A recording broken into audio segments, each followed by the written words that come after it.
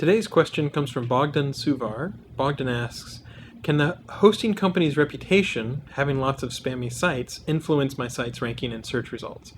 I'm going to give the answer typically not, and so let me tell you how that works.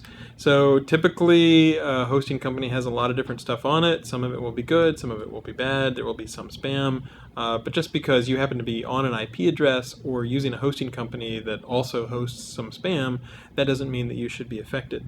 So that's why the answer is typically not. Now, why not just say a hard no?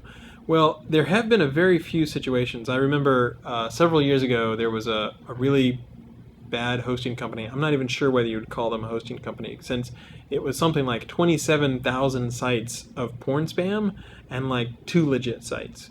So on one IP address there were, and so if you were one of those 2 legit sites, in order to catch the 27,000 porn sites, that was something where we were like, well, okay, that's really pretty excessive.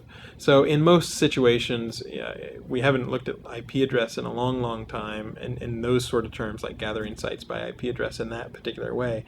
And in most situations, you shouldn't need to worry about it at all. The only reason why I had that slight disclaimer is because sometimes you do see a site, or even a free host, for example, that claims to be a legit free host, but in fact it's actually a front for a spammer, and almost every single one of the actual free host accounts is actually spam itself.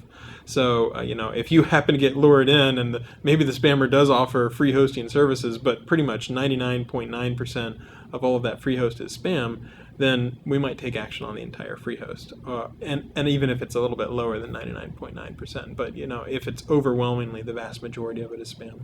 So typically, just because a hosting company might have some low quality stuff, that should not affect your reputation. Don't take my disclaimers as something to worry about. Those are really rare corner cases, so it's not the sort of thing that you would typically encounter.